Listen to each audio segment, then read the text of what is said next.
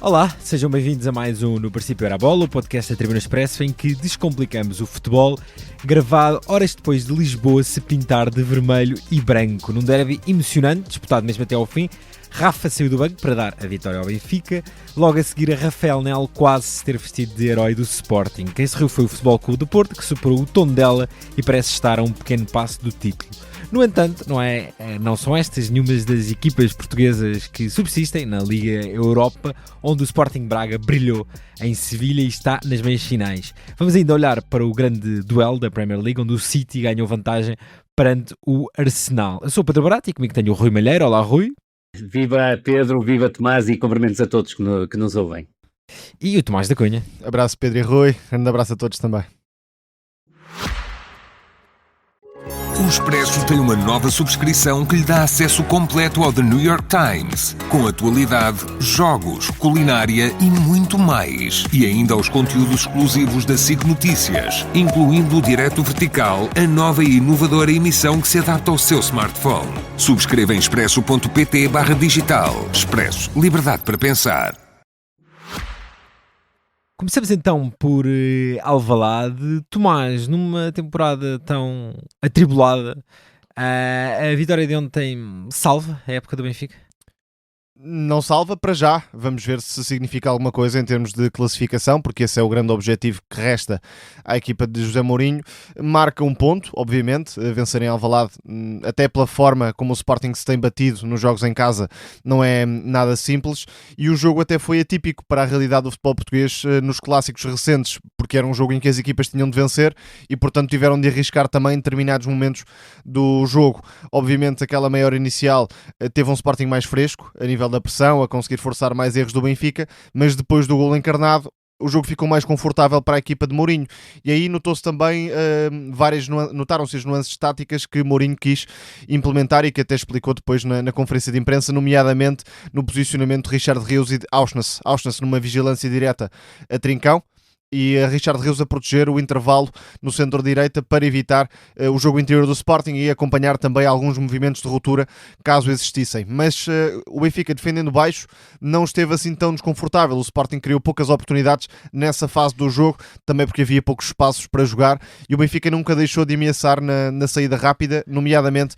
com o Bresciani em destaque. E Bresciani, quanto a mim, foi o principal desequilibrador do Benfica. A boa utilização do argentino, que já se sabia como extremo à direita e perante Maxi podia ter dificuldades em ser anulado, mas aparecendo mais em corredor central ou a lançar ataques nas costas de Maxi, teve a capacidade de provocar situações vantajosas para o Benfica e está em algumas das melhores oportunidades, até num par de ocasiões que o Sheldon desperdiça na segunda metade e que podiam se calhar ter fechado o jogo para o Benfica. Depois, o Sporting ganha argumentos com Debast, porque é o jogador que mete melhor o passe à distância, mete melhor aquele cruzamento para a zona do segundo poste, e com o Benfica tão baixo foi assim que surgiu o gol do empate, também num movimento muito típico, com o médio pela esquerda a entrar em zona de finalização.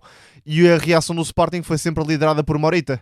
Não fez uma grande primeira parte, mas fez uma belíssima segunda parte, e não estou a falar apenas do gol marcado, mesmo a nível de criação, de variação, de remate, porque tem outro remate de fora da área que podia ter dado gol. Talvez o grande senão do Sporting, além de Pedro Gonçalves, que não é de agora, parece-me que se calhar há 6 meses ou menos, uma daquelas 3 bolas que finaliza podia ter dado golo, porque era um jogador que não precisava de muito para contribuir diretamente no resultado e não está a passar definitivamente essa fase. Em relação a Suárez, percebo o lado do Rui Borges, também percebo que não seja vantajoso para a equipa, porque o Rafael Nel não é um avançado tão incompetente assim para entrar aos 87, creio, foi esse o minuto em que entrou, porque é um jogador agressivo, é um jogador fresco, é um jogador que trabalha bem aquelas diagonais que até mostrou no lance do golo, anulado depois, mas fica a nota para o que Nel podia ter dado. Parece-me que o Suárez já não existe, pelo menos neste tipo de jogos, e não é culpa própria, como também não considero que seja muito culpa de Rui Borges deste resultado. Outros momentos haverá em que Rui Borges terá algumas responsabilidades do ponto de vista tático, do ponto de vista do encolher da equipa na segunda parte, sobretudo.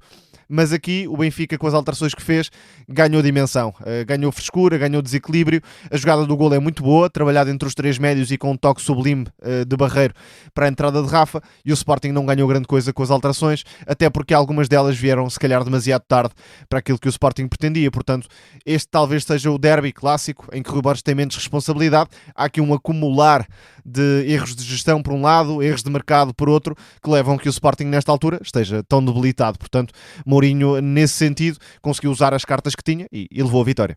Sim, seja por lesão, déficit de qualidade ou dificuldades de adaptação, se somarmos todos os reforços recentes do Sporting, tirando Suárez, fica complicado. E o Suárez já está a 20%. Sim, mas também por ter sido muito espremido, claramente. Lá está, por uma lesão de Fotis. Ioannidis, Rui, esta questão dos bancos acabou por ser absolutamente decisiva, e quando o Sporting olha para o banco, e uma vez mais estava um pouco condicionado, é um contraste grande com o José Mourinho, que a certa altura pode lançar um trio de luxo como Luca Bacchio, Pavlidis e Rafa. É isso mesmo, e este duplo confronto do Sporting, Arsenal e depois Benfica, fica claramente marcado pela falta de profundidade do plantel do Sporting. Quer o Pote, quer o Suárez, em ambos os jogos estavam desgastadíssimos, e repara que o Suárez em ambas as partidas acabou por as completar, e quarta-feira há um Futebol Clube do Porto Sporting, e tenho muitas dúvidas em que condição física o Suárez vai aparecer, que ele está desgastadíssimo, e concordo com o Tomás, acho que era a altura em alguns momentos de apostar no Rafael Nel, face aí à ausência do Ioannidis, mas a verdade é que se o Arsenal resolveu a eliminatória a partir do banco, o Benfica também acabou por resolver o jogo a partir do banco, com a entrada do Rafa, que até acho que não foi particularmente feliz, se não contarmos, obviamente, com o elemento principal, que acabou por ser ele o autor do golo, e curiosamente quem está também no início da jogada. Aquilo que me parece é que o Sporting, mesmo com o desgaste, e é um desgaste muito grande em termos de competição, eu creio que as pessoas levam tudo para o campo, não todas, mas a maior parte das pessoas falam do desgaste físico, mas ainda mais que o desgaste físico, nota-se nesta equipa do Sporting o desgaste mental. O Sporting foi capaz de entrar forte no jogo, pressionar alto, provocar erros na equipa do Benfica na construção desde trás. Foi uma equipa inteligente do meu ponto de vista, com o Morita principalmente, diria, até o lance da grande penalidade falhada, a conseguir encontrar muitas vezes o Catamo no corredor direito, e o Catamo a provocar desequilíbrios. Depois, concordo com o Tomás, o Morita teve uma primeira parte em quebra, mas a verdade é que o Sporting, que está claramente mais perto do 1-0, coloca nervosismo na equipa do Benfica. O próprio Trubin entrou mais uma vez num grande jogo, diria, não no seu melhor, quase que faz um autogolo que seria digno dos apanhados logo nos instantes iniciais, mas creio que há um primeiro momento-chave para o Sporting, é a grande penalidade falhada pelo Suárez. Logo após o falhanço da grande penalidade, o Benfica começa a soltar-se do ponto de vista ofensivo, e o Tomás tocou no jogador que eu considero que fez a melhor exibição na equipa do Benfica, que foi o Bresciani. O Bresciani foi um jogador muito inteligente a buscar o corredor central, a assumir ações de condução. É certo que nem sempre decide da melhor forma, mas neste jogo até decidiu, e houve um aspecto muito interessante que precede a grande probabilidade que vale 1-0 ao Benfica, que é a capacidade que Bresciani teve, a inteligência que teve, e acredito que tenha sido trabalhado por José Mourinho, de juntar Bresciani e Sheldon pelo mesmo corredor, o que é algo que não vemos muito na equipa do Benfica, mas esta sobrecarga de um corredor acabou por ser também importante para o Benfica crescer e aparecer na partida. 1-0 com o gol do Sheldon de penalti, foi um segundo abalo na equipa do Sporting, e se repararmos, o gol do Sheldon, se não me engano, foi por volta dos 27 minutos, e ali entre os 27 e os 35 minutos é a equipa do Benfica que consegue, pressionando alto, ou médio alto, se quisermos, recuperar várias bolas no meio campo ofensivo, e podia ter ferido a equipa do Sporting.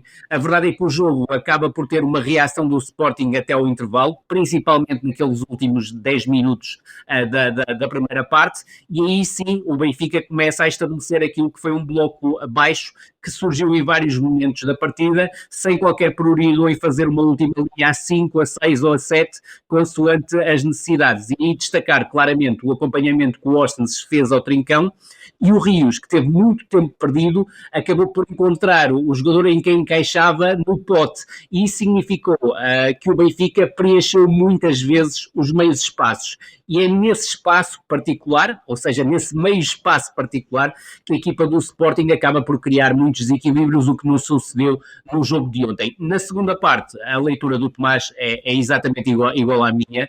Eu creio que o Sporting entra bem na segunda parte, tem a bola ao poste do Pote. Diria que, tal como o Tomás disse há pouco, que o Pote, em oportunidades como a que teve diante do Arsenal, ou esta diante do Benfica, ou outra também que se tinha também acontecido neste jogo, o Pote faria um passo para a baliza e não foi isso exatamente que aconteceu. Creio que o Benfica tem ali um período pós esse momento de entrada forte do Sporting na segunda parte, em que podia ter chegado ao 2-0 e se calhar colocado ali um ponto final na partida, desperdiçou contra-ataques, muito bem o Pressiani na condução e sobretudo depois o Sheldrup na finalização, uma grande defesa do Rui Silva, decisivo, outro remate do Sheldrup que acaba por rasar o poste, e a verdade é que o jogo começou a prolongar-se, e creio que o Tomás tocou também ali num ponto muito interessante, é que para a bancada, se calhar foi estranho que o Sporting, a perder por 1-0, tocasse 2 defesas, só que foi uma substituição claramente ofensiva. Isto porque Dibast tem predicados ofensivos muito superiores aos de Diomande, o Vagianidis também tem predicados superiores ao Eduardo Quaresma e até ao próprio Fresneda, que foi o ausente do jogo de ontem, e a verdade é que o Sporting, com o baixar do bloco do Benfica, conseguiu, mesmo em esforço, chegar à igualdade. Muito mérito do Dibast na forma como busca o segundo poste, má defesa do Benfica do segundo poste, e Morita muito atento a acabar por fazer 1-1. E o gol anulado também começa em debate, Rui.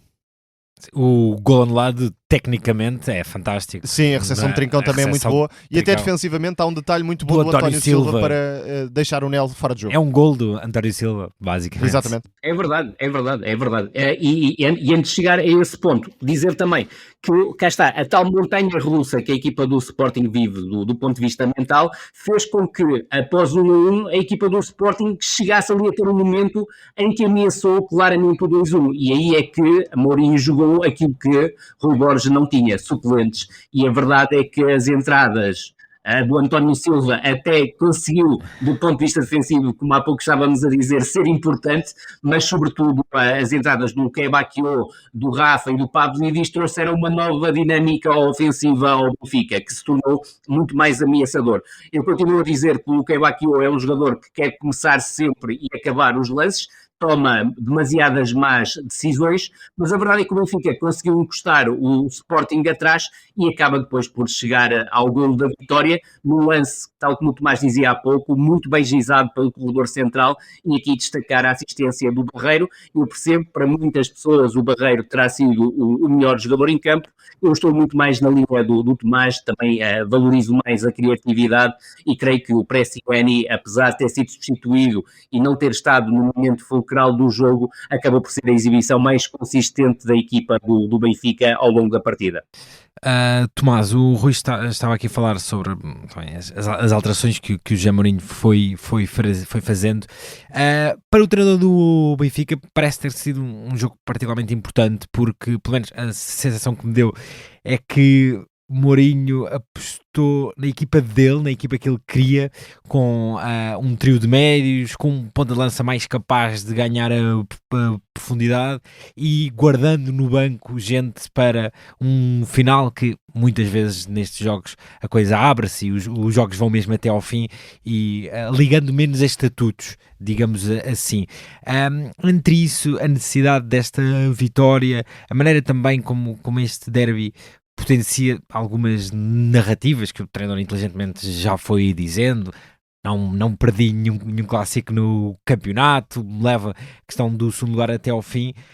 olhando mesmo para a próxima época, parece ter sido uma vitória muito, muito importante para não chegar muito desgastado à próxima época e ganhar aqui até alguma legitimidade, digamos assim. Sim, do ponto de vista... Isto, claro, se não fizer a geneira, claro, daqui para a frente. nas 4 jornadas, que por sinal são bastante exigentes para o Benfica. A nível de resultado, a nível de leitura de jogo, parece-me que Mourinho obviamente sai valorizado, mas este jogo por si não altera propriamente outras ideias que já existiam sobre o Benfica e sobre José Mourinho, porque quando Mourinho chegou, nunca se achou que os problemas do Benfica fossem os clássicos, da mesma forma que nunca se achou que os problemas de Mourinho fossem determinadas adaptações aos adversários para conter este ponto forte ou aquele ponto forte. Algumas semelhanças no que fez contra o Nápoles, por exemplo. Também foi um jogo estrategicamente até na utilização de Ivanovic. E também foi um contra jogo uma equipa que estrategicamente muito bem preparado com Ivanovic. Sim, contra uma equipa que pressiona com referências individuais, que era preciso também superar. Embora o Benfica não tenha entrado de forma muito arrojada numa construção curta, procurou claramente levar o jogo para o meio campo contrário e depois forçar erros do Sporting. Na primeira volta tinha sofrido bem cedo e na construção curta. Com dificuldades nesse sentido e depois com algumas dificuldades também para concretizar e sair por cima, e essa foi uma das dificuldades, talvez a maior do Benfica nos clássicos, marcar primeiro e depois fazer uma gestão mais de acordo com o pretendido pelo treinador. Mas voltando ao raciocínio, os clássicos não foram um problema porque já se imaginava que não seria um problema. Do ponto de vista da adaptação da leitura do adversário, eu acho que José Mourinho é obviamente um treinador muito válido para o Benfica, como também demonstrou na Champions em vários momentos. Depois, contra o Casa Pia, é que a equipa já não tem fome, mas essa fome será mesmo falta de fome ou falta de soluções criativas e trabalhadas com níveis de rotina que permitam aos encarnados sair por cima e juntar-se neste caso ao Porto e ao Sporting até certa altura, depois ficou também um bocadinho para trás, mas é essa a dúvida para o futuro, o que é que José Mourinho pode tirar deste tipo de jogos que permita levar a equipa para outro patamar exibicional contra outros adversários, e se calhar estes 4 jogos finais podem ser interessantes nessa medida, porque este é claramente o meio campo favorito de Mourinho para jogo grande, mas se calhar contra um Moreirense já não será um meio campo ideal para as necessidades do Benfica, e é disto que estamos a falar. Concordo em absoluto. Agora, quanto à aposta em Prestiani Sheldon, parece-me que nesta fase ofensivamente é o melhor que o Benfica tem. Vamos ver se Pavlidis recupera o lugar, imagino que sim, mas a grande dúvida será esta, porque o Benfica não foi uma equipa de grande risco em Alvalade, na forma como entrou, mas também na forma como defendeu a vantagem. Foi uma equipa que esperou pelo Sporting, fechou o espaço em corredor central, e essa é a grande diferença recente na equipa de Rui Borges, também porque os adversários já percebem exatamente o futebol do Sporting, é que o jogo interior já não existe, ou existe em pouca medida, e o Sporting da primeira volta, ou até certa altura da época, era o Sporting das combinações interiores, de Soares, Pote, Trincão, marcavam, ou então permitiam muito espaço por fora, que depois alguém aproveitava. Nesta fase o Sporting tem de desequilibrar por fora, e o Maxi não dá para tudo, está visivelmente desgastado também, não pode fazer exibições de topo atrás de exibições de topo. O Jenny Catamo, quando teve espaço ali na fase inicial, criou várias oportunidades, mas depois também caiu um bocadinho de rendimento, e é normal com o Benfica mais baixo, e nesse sentido Mourinho leu bem e preparou bem a equipa para a dificuldade que o Sporting podia colocar. Depois a chave tática pareceu-me o tal desencaixe de Prestiani ofensivamente, tanto que está na origem dos cantos que depois terminam com o primeiro gol do Benfica na grande penalidade. E depois houve um conjunto de adaptações ao longo do jogo, tanto que o Mourinho diz que ia meter o Bá se o Sporting não marca, portanto um treinador de leitura imediata, de ação naquele momento, mais até do que reação. Foi um bocadinho o que aconteceu, mas queria agir antes de sofrer o gol, pelo menos nas palavras de José Mourinho, para conter o adversário. Agora, contra outro tipo de equipas, é preciso que o Benfica seja a equipa que comanda, que determina o ritmo do jogo, que determina por onde vai atacar e por onde quer entrar, e é preciso ter, de facto, rotinas que este Benfica ainda não consegue demonstrar a um nível muito profundo. E contra Casa Pia, Tondela e Rio Ave foram até ao contrário pontos. Do Sporting, essa balança está um bocadinho ao contrário. Rui, o Tomás lança aqui o Sporting nesta semana de altíssima exigência.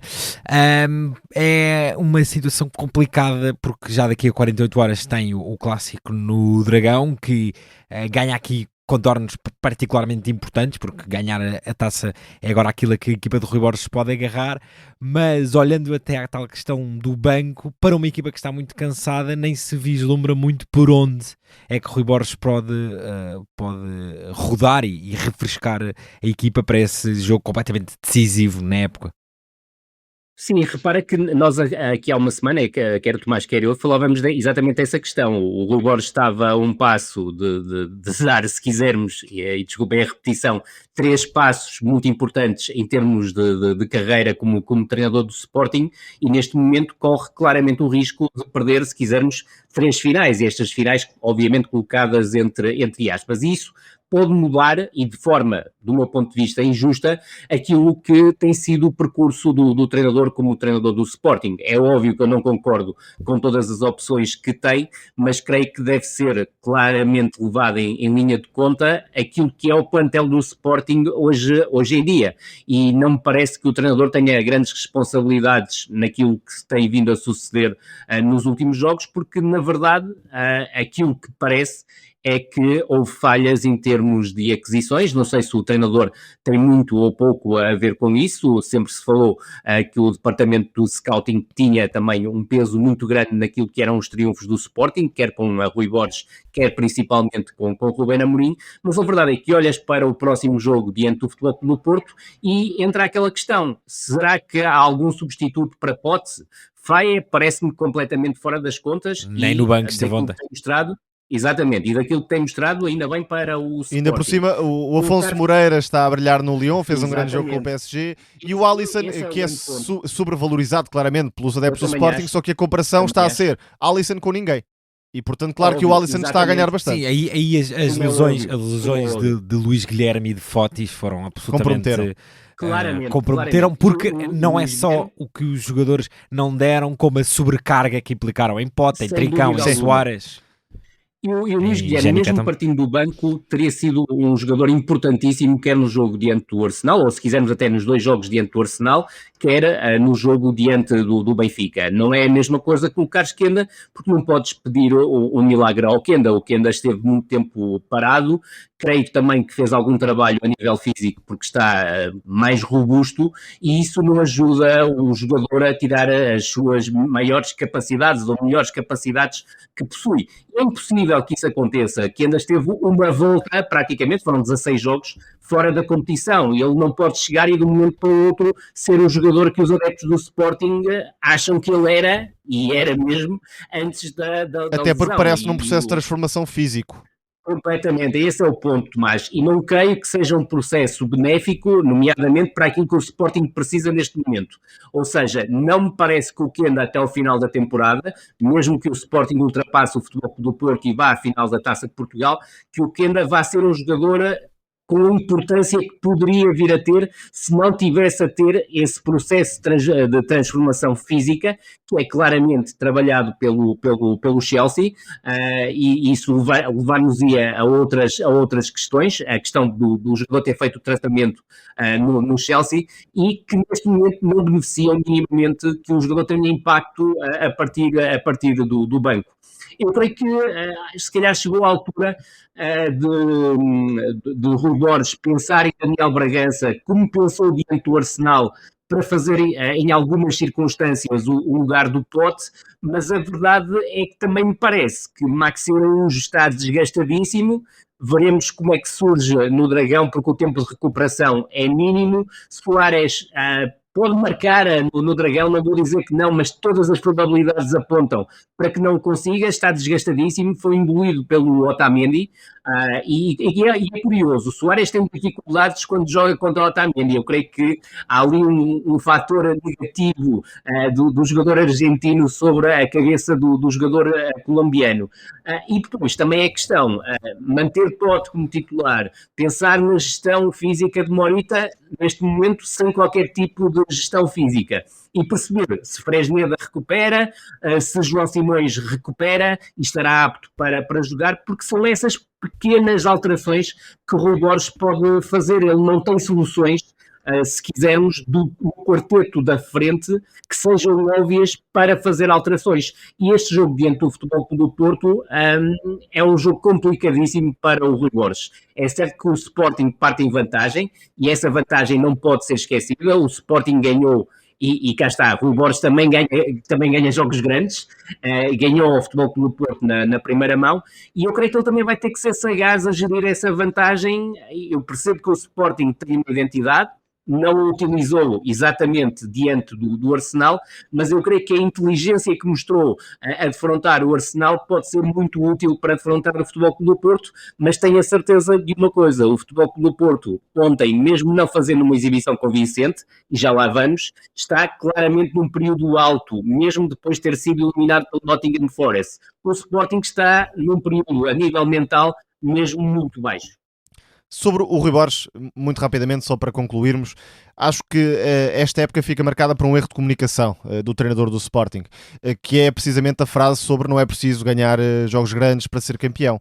E até admito que o Rui Borges possa pensar dessa forma. Não me parece é que seja benéfico, nem no curto prazo, nem no longo prazo, verbalizar uma frase destas enquanto treinador do Sporting, porque é uma frase que parece estar a criar um certo universo de desculpas, mesmo que não seja essa a intenção, e até admito que não fosse, mas acaba por marcar muito a época do Sporting, esse insucesso interno contra as principais equipas. E não estou a falar deste jogo com o Benfica, exatamente, porque noutras alturas há mais de mérito de Rui Borges do que exatamente nesta ponta final de temporada.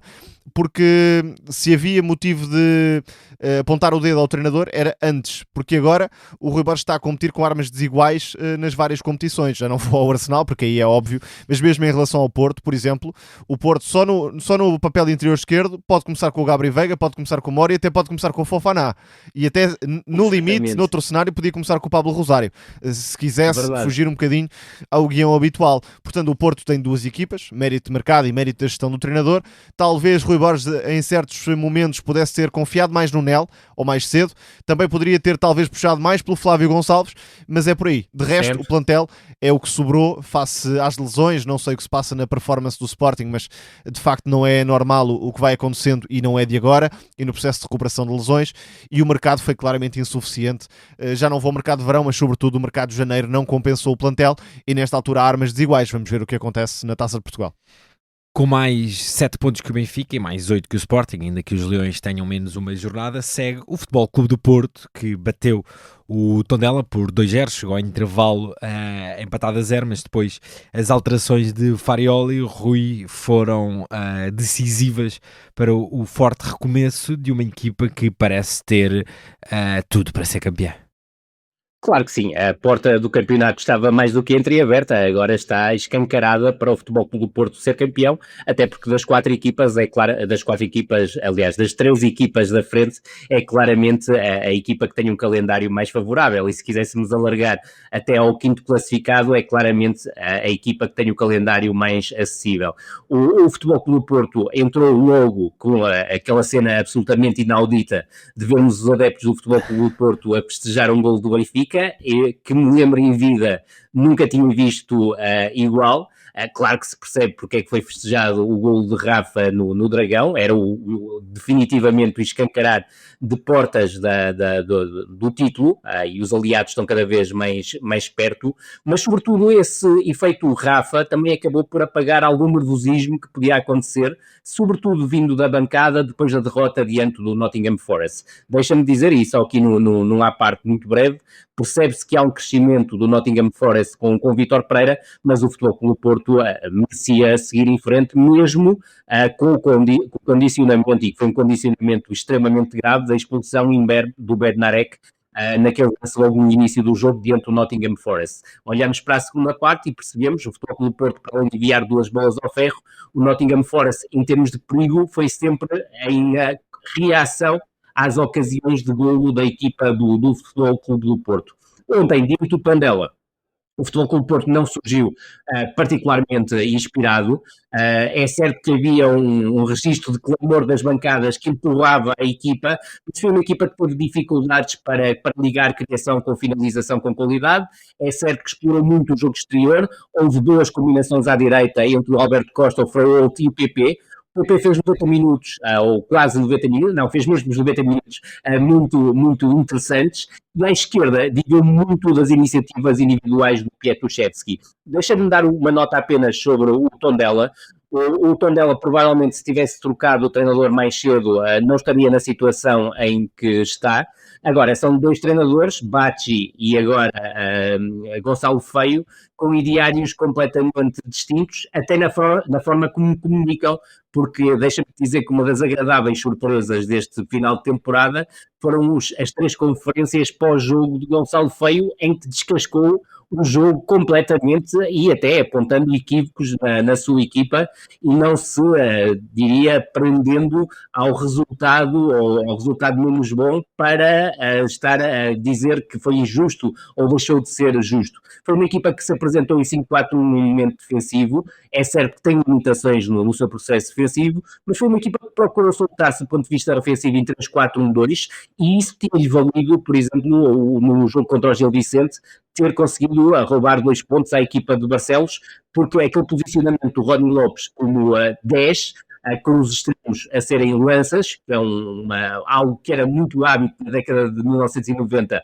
no futebol português, cria dúvidas nas defesas adversárias. É certo que não criou grandes dúvidas no Futebol Clube do Porto, mas a verdade é que o Futebol Clube do Porto não conseguiu aquele que era o seu objetivo prioritário, que era chegar ao intervalo em vantagem, e há a grande falhada pelo Varela, ou melhor, defendida pelo Bernardo Fontes, e o Tomás muito provavelmente concordará comigo, e tu também, Pedro, estará no top 3 de melhores guarda-redes do campeonato, ou se quisermos, para não parecer tão exagerado, no top 5 do melhores guarda-redes do campeonato.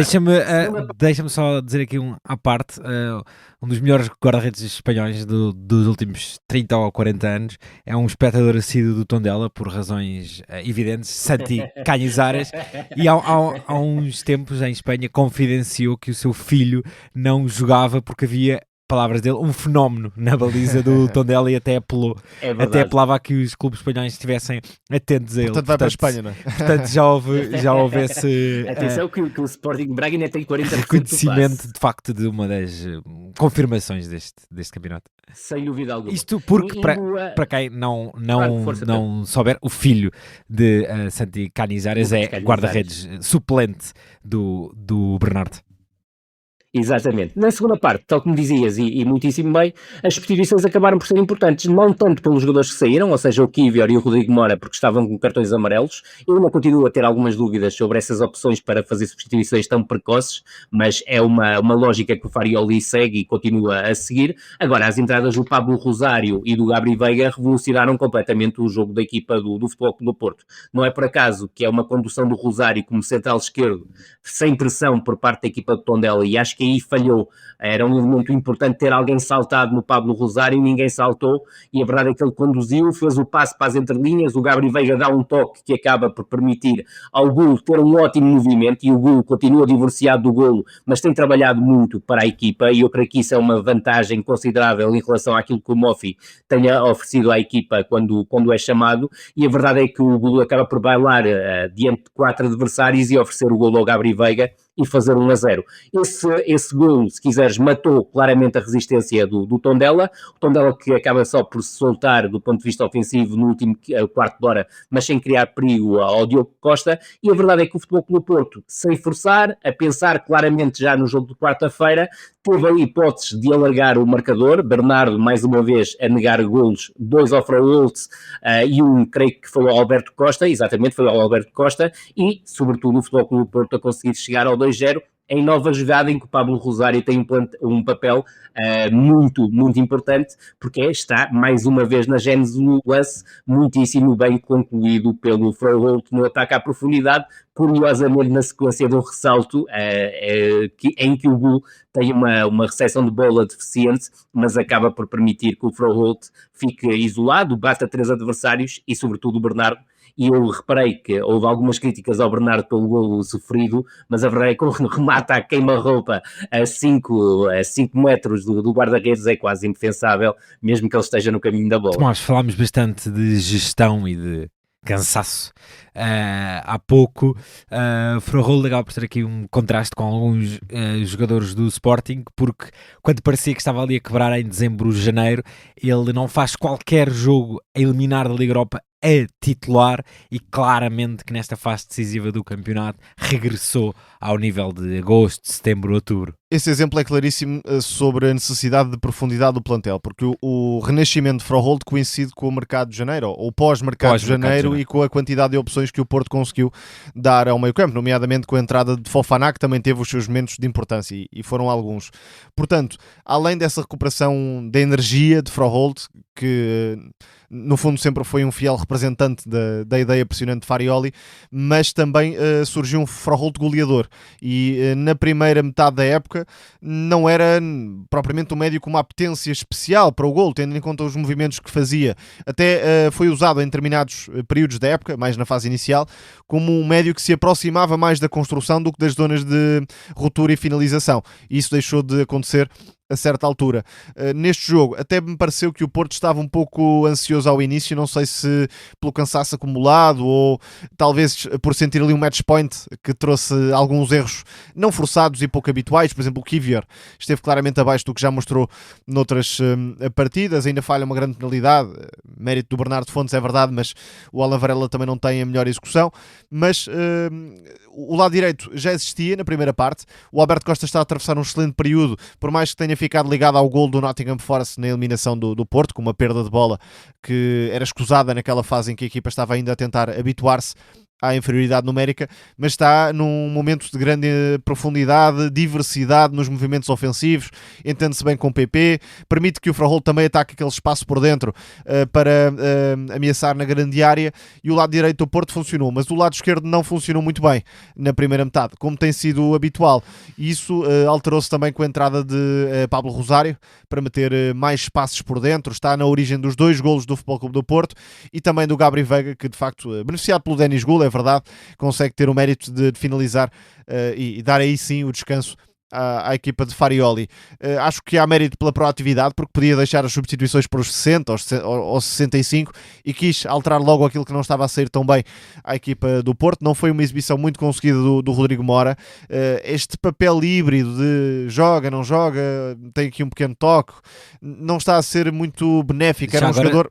Já agora, Tomás, as últimas semanas, nós há umas semanas dizíamos que entre Mora, Ricardo Horta e Pote provavelmente só cabia um no avião para os Estados Unidos. As últimas semanas estão a fazer claramente pender a balança para o lado do Barcarese. Se for por rendimento, acho que não há grandes dúvidas. Nem há dúvidas. Sobre o Rodrigo Mora... É importante perceber que na época passada estamos a falar de um jogador que, numa equipa caótica, com pouca rotina, era a principal figura, e de repente passa para um papel de plantel muito secundário, para ser simpático.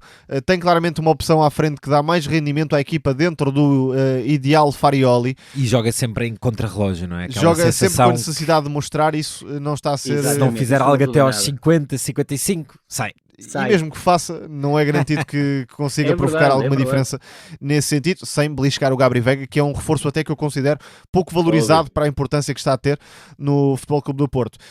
Mas é isto, mérito do banco, mérito da forma como Farioli antecipou uma segunda parte que podia tornar-se difícil, e com a entrada do Pablo Rosário, que é um jogador de simplicidade extrema, mas com um nível de inteligência também muito acima da média, acabou por desbloquear o caminho desta vitória do Porto. O Denis Gul não vai dar muitos golos, mas em termos de mobilidade, poder de atração, variedade de movimentos, está claramente acima do Moffi, e essa tem sido a grande baixa de Farioli, não há dúvida. A perda de Samu tira umas coisas ao Porto, mas com o Denis Gul, sobretudo ele, tem conseguido encontrar algumas situações benéficas para que os interiores compensem essa falta de golos de Samu. Só deixar uma nota, o Zaidu lesiona-se e não entra o Francisco Moura, é o Pablo Rosário que é adaptado a lateral, é a segunda vez que isso acontece num curtíssimo espaço de tempo, e o Denis Gul sai esgotado e não é Moffi que entra, é Gabri Veiga que passa a jogar como falso 9. Não sei se é alguma experiência a pensar no futuro, mas creio, pelo aquilo que percebi e estive a fazer o jogo, eu creio que o Gabri Veiga estava ali em dificuldades físicas na parte final, e até isso acabou por prejudicar no lance, que o Bernardo tem mais uma intervenção brilhante no 1 contra 1. Para complementar o que o Tomás dizia, são 6 golos em 62 jogos de Denis Gul, mas de facto participar. Mas está nos 2 golos, embora no primeiro com mérito técnico, no segundo mais por movimento do que propriamente por técnica. Vamos agora ao Sporting Clube de Braga, que teve uma noite histórica em Sevilha, a segunda da história do clube, muito feliz na Andaluzia, virou uma desvantagem de 2 golos contra o Betis e ajudou aqui, ou quebrou mesmo, um jejum de 12 anos sem equipas portuguesas em meias finais europeias, desde o Benfica de Jorge Jesus em 13-14, marca agora encontro com o Friburgo, com o 7º da Bundesliga, que arrasou o Celta, um excelente projeto espanhol que perdeu contra a equipa alemã. Terá a primeira mão em Braga a 30 de Abril e a segunda mão a 7 de Maio para tentar estar na final de Istambul contra ou Nottingham Forest ou Aston Villa. Tomás, é uma grande campanha da equipa de Carlos Vicente, que tem aqui também uma espécie de justificação da temporada e da aposta que foi feita no técnico espanhol. O que o Braga fez em Sevilha é raro, eu diria não só na história do Braga, mas até na história do futebol português, porque o jogo, como estava, tinha tudo para dar uma goleada, muito mais do que para dar uma reviravolta. E a verdade é que o Braga, naquele cenário, com a equipa claramente atarantada, consegue não só reerguer-se na eliminatória, como também virá-la com todo o mérito. E aproveitando os poucos erros, ou os erros progressivos que o Betis foi tendo, porque se virmos a sequência de golos, no primeiro há um choque entre os dois centrais que deixam a bola à mercê do Sporting de Braga, um gol de livre lateral e um gol de grande penalidade, ou seja, não são golos propriamente de jogadas elaboradas em que o Braga tenha trabalhado nesse sentido, mas o aproveitamento dos erros é o que muitas vezes diferencia o apuramento da eliminação, e o Braga foi uma equipa totalmente cirúrgica, até contrariando a própria imagem da temporada, porque nem sempre consegue ser essa equipa. Depois há um homem que de facto mudou a perspectiva ao longo da temporada, e falo de Carlos Vicens, porque o trabalho inicial pareceu muito rígido, pareceu-me também que não iria conseguir chegar ao ponto em que atualmente se encontra, porque a flexibilidade da estrutura, a quantidade de pequenas relações que o Braga foi criando, nesta fase com muitas lesões pelo meio, que levam a adaptações de Moscardo, por exemplo, do melhor jogador Zalazar, da época, ausente. O nível de jogo que o Braga conseguiu desenvolver dentro destas circunstâncias acaba por ser muito meritório, e aí destaco obviamente o Carlos Vicente, que conseguiu acomodar o Ricardo Horta. Penso que, não vou citar porque não tenho a frase exata, mas diz que é o sente-se livre no jogo posicional, e acho que esta é a descrição perfeita para o Ricardo Horta, ou para o Ricardo Horta dentro do modelo do Carlos Vicente. Portanto, o Braga, dentro destes princípios posicionais, tornou-se uma equipa muito mais estável e muito mais reconhecível, e vamos lá ver, porque o Friburgo não é de todo uma equipa fora do alcance do Sporting de Braga, por mais que tenha feito parecer isso na eliminatória contra o Celta. Vamos ver. A equipa pode poupar-se no campeonato, embora não possa poupar-se em demasia, mas claramente deve apostar no futebol europeu, até, quem sabe, para chegar à Champions, vencendo uma prova europeia e indo à Champions. É um 2-1 que seria histórico mesmo para o Braga. Tomás, antes de passar a bola ao Rui, queres aproveitar aqui, certamente teremos tempo para isso, mas para num minuto lançares um pouco o que é que pode ser esse choque contra a equipa alemã, que, como já disseste, está longe de ser inacessível. O outro lado tem as equipas da Premier League, que ainda agora com o caso do Porto vimos que para as equipas portuguesas são outro mundo, digamos assim. Para o Braga não parece impossível uma segunda final europeia em 15 anos. Parece-me para já que jogar em casa primeiro pode ser interessante, porque o Friburgo em casa é uma equipa que leva o jogo para um patamar de agressividade, energia, duelos, cruzamentos, remates exteriores, muito difícil de aguentar, e o Braga podia passar mal e até, quem sabe, ficar numa posição muito difícil na eliminatória. Em casa pode ser diferente. O Friburgo é um projeto que tem vindo a crescer passo a passo, um projeto sustentado, que não tem altos níveis de investimento, mas com uma boa plataforma formativa e de transição para a primeira equipa, e com o scouting. Aliás, é geral na Alemanha, uns clubes com mais poder financeiro, outros clubes não tanto, mas a linha é essa: descobrir os jogadores, valorizá-los. O Manzambi, por exemplo, tem sido um dos destaques na equipa do Friburgo, que talvez, para termos uma ideia mais próxima, possa fazer lembrar um bocadinho o Stuttgart. Aliás, é esse o registro geral do futebol alemão. A equipa equipas que gostam de pressionar, que se sentem bem a pressionar, que querem chegar rapidamente à baliza. Não é uma equipa propriamente com um jogo muito elaborado, tem algumas referências mais antigas, mas é sobretudo uma equipa que vale coletivamente pela forma como ganha a bola e depois chega rapidamente à frente, tendo alguns jogadores para ter debaixo de olho. Não estou a aprofundar muito porque aqui faremos uma antevisão mais longa nessa altura. Não, e é engraçado que são duas equipas com perfis antagónicos e isso vai trazer também outra expressão ao jogo e creio que isso vai ser também muito, muito importante. Deixar só uma nota que me parece importante e o Tomás referiu-a. O empate de ontem do Sporting de Braga com o Famalicão aliviou claramente as contas em relação ao quarto lugar. Se o Famalicão tivesse vencido, apesar de o Famalicão ter um calendário muito difícil até ao final da temporada, a verdade é que poderia relançar a luta pelo quarto lugar.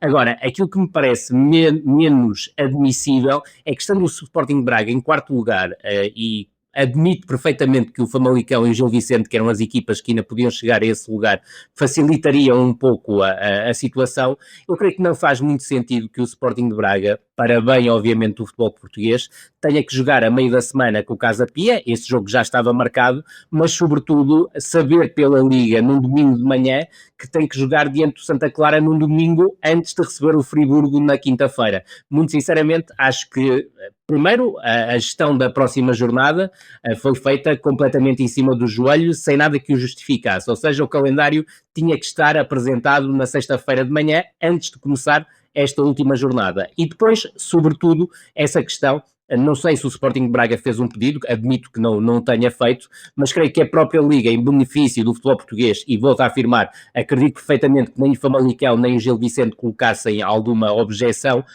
merecia não ter que jogar no domingo diante de Santa Clara, porque é uma deslocação que obriga e implica uma viagem muito longa de avião, ida e volta. É um campo também que não é o melhor campo para praticar futebol, e creio que quando se fala muito no futebol português, no pensamento coletivo do futebol português, o Sporting de Braga merecia esse prémio por ter chegado às meias finais da Liga Europa. E Rui, tu que és também uma pessoa muito atenta à história do futebol português, esta campanha do Sporting Braga tem já um patamar bastante de destaque nessa galeria das grandes campanhas das equipas portuguesas na Europa.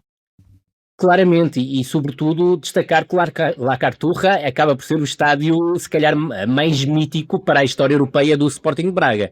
É lá que vence o Sevilha e consegue apurar-se pela primeira vez para uma fase de grupos da Liga dos Campeões, e é lá que faz esta reviravolta absolutamente extraordinária diante do Betis, ainda que concorde por inteiro com o Tomás. A primeira parte caminhava muito mais para um 3-0 do que para um 2-1, mas há um mérito esdrúxulo na forma como o Sporting de Braga reagiu ao 2-0 e ao abafo que levou da equipa do Betis, e Pellegrini desta vez trabalhou muito bem na equipa e sobretudo soube desconstruir muito bem a pressão da equipa do Sporting de Braga nos instantes iniciais. Mas há que destacar, para além da questão das bolas paradas, que acabaram por ser muito importantes para a reviravolta, e juntando também o gol do Gorbi, é o ponto que o Tomás referiu.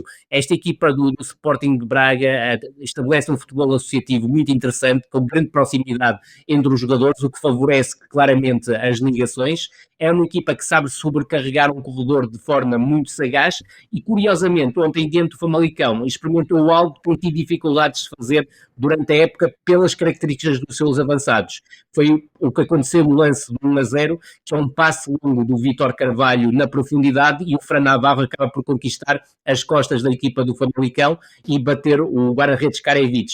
Curiosamente, uma jogada em que o Sporting de Braga procura atrair a pressão do Famalicão para o seu corredor esquerdo, acaba por variar para o corredor central, e aí a tal ligação entre o Vítor Carvalho e o Fran Navarro. Deixar também uma nota, mais um belíssimo jogo do Famalicão em Braga, competiu de forma esdrúxula pelo resultado para ganhar o jogo, conseguiu, se quisermos, dar a reviravolta de 1-0 para 2-1, com muito, muito mérito, mas a verdade é que depois o Sporting de Braga carregou na parte final e acaba por chegar ao 2-2, já creio que aos 90 mais 9, com o gol do Ricardo Horta. Há um tema que eu acho cada vez mais relevante, e parece-me que os treinadores também estarão muito atentos a isso, que é o pós-VAR. Porque só na última semana, ou até menos do que isso, lembro-me de vários exemplos do impacto do VAR, e não estou a dizer que está errado, estou a dizer que há um impacto visível. Porque o Betis faz o 3-0, há ali uma paragem de 1 ou 2 minutos, porque o golo esteve a ser revisto, e de repente passa de um cenário de eliminatória fechada para eliminatória aberta, temos de jogar mais. E o Braga marca pouco depois, não sei quantos minutinhos depois, mas aconteceu o mesmo. 5 ou 6 talvez. Aconteceu o mesmo no Liverpool, no Everton-Liverpool. O Everton chega ao golo e para aí 2 ou 3 minutos depois sofre o golo e a equipa parece outra, desliga-se por completo dos acontecimentos, e até se quisermos ir ao derby de Alvalade também há o mesmo efeito. Não tão longo, porque a paragem até foi relativamente curta, mas há ali um momento de explosão, o Sporting festeja, mas depois afinal não festeja, e 1 ou 2 minutos depois também há golo do Benfica. Portanto, este jogo psicológico de euforia, de pressão, acho que pesa cada vez mais no rumo do jogo. Eu recordo-me. E deixa-me só dar esta nota muito breve. Principalmente no campeonato português, há árbitros que têm muita pressa em acabar com os jogos. Eu recordo-me que Julian Lopetegui, quando pensava que seria o selecionador na Rússia 2018 e se falava dessa estreia do VAR em campeonatos do mundo, ele colocava justamente nessa a preocupação na maneira como a equipa Aqueles 5, 6 minutos depois são muito complicados de gerir. A gerir. Por falar em gestão, no Teatro dos Sonhos, vamos falar de uma equipa que parece empenhada em perder tudo internamente. O Arsenal há um mês parecia caminhar para a primeira Premier League em 22 anos, estava também viva nas taças. Entretanto, Tomás da Cunha, em poucas semanas, perde uma final para o City, perde na FA Cup com o Southampton e agora perde 2 jornadas seguidas da Premier League. Já só tem 3 pontos de vantagem para a equipa de Guardiola, mas os Citizens têm uma ronda a menos. Parece claramente que a dinâmica emocional, pontual, está a pender para o lado da equipa mais do Norte, com aquela vitória por 2-1 no Etihad. Por cima o City, claramente, está a fazer uma campanha de trás para a frente, venceu o jogo que, não sendo uma final, sabia a final para os dois lados e até para o universo mediático à volta do futebol inglês. Foi um jogo muito de heróis e vilões, e se há coisa que podemos dizer do Arsenal é que desta vez não merecia perder o jogo. Criou várias situações de golo na segunda parte para pelo menos não perder o jogo. Já não digo vencê-lo, mas pelo menos para não perder. Diferente do que aconteceu na final da Taça da Liga, em que aí o City claramente, sobretudo na segunda parte, dominou o jogo e venceu com todo o mérito. Desta vez foi um jogo de circunstâncias muito atípicas, finalmente um jogo como deve ser em termos de emoção, atratividade no futebol inglês, também em circunstâncias muito próprias de classificação, mas Arteta surpreendeu na abordagem, mas parece-me que as opções que escolheu acabaram por ter algum impacto. O Mosquera é claramente o jogador mais seguro para o lado direito, como também demonstrou frente ao Sporting perante Maxi Araújo e Pedro Gonçalves. Depois, na frente, utilizou Havertz em vez de Gyökeres, claramente para ter uma saída direta, um jogador-alvo que pudesse dar-lhe soluções nesse sentido, e a verdade é que Havertz está ligado ao azar de Donnarumma, mas também com algum mérito, obviamente, de Kai Havertz. E esse jogo de heróis e vilões explica-se bem pelo Donnarumma, que dá uma casa que não podia dar e que não é nova ainda por cima no jogo de Donnarumma, mas depois faz uma grande defesa com o Kai Havertz isolado, numa altura em que podia dar o 2-1, creio, para o Arsenal nessa altura, e está na origem do gol do 2-1 para o City, porque há uma reposição rápida para o corredor esquerdo de Donnarumma e o O'Reilly envolve-se com o Doku e cria a situação de finalização para o Haaland, que claramente levou a melhor sobre o Gabriel. E esse já não marcava na Premier League há mais de 2 meses, Haaland. E ter este golo, não sei se de título, mas golo importante também estava a faltar a Haaland, porque essa é a principal discussão em torno do rendimento e das qualidades do norueguês, se de facto tem a dimensão para ser decisivo nos jogos grandes, porque nem sempre tem acontecido, não só internamente, mas também em contexto de Liga dos Campeões. O Gabriel fica muito mal na fotografia, também no primeiro golo com a habilidade do Cherki. Boa aposta de Arteta em Eds é a partir do lado esquerdo para ganhar a zona interior e a partir daí procurar o último passe, mas de facto o Arsenal está numa maré tão negativa que nem quando joga bem e até cria algumas oportunidades, porque não foi um Arsenal que rejeitou jogar, que esteve enfiado na grande área, nada disso. Desta vez a trajetória negativa vem de trás, não propriamente por este jogo com o City, em que o Arsenal até poderia perder, estando mais seguro na frente do campeonato. Agora vamos ver, claramente o City veio de trás para a frente e a dinâmica psicológica normalmente nestas decisões de título pesa mais do que qualquer outra coisa. Os ingleses dizem bottling, os brasileiros dizem pipocar, nós daqui diremos qualquer coisa como perder uma grande oportunidade quando se está numa situação vantajosa. Rui, mesmo para terminar, é isso que vai acontecer ao Arsenal?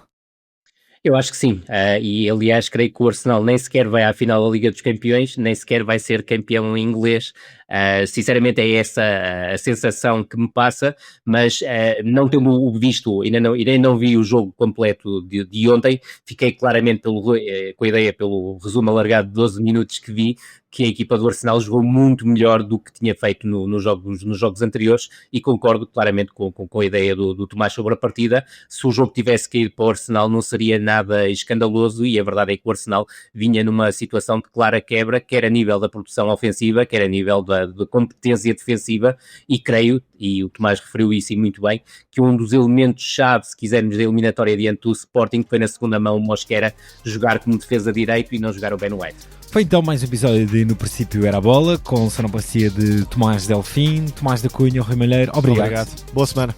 Muito obrigado, boa semana E a todos. até para a semana.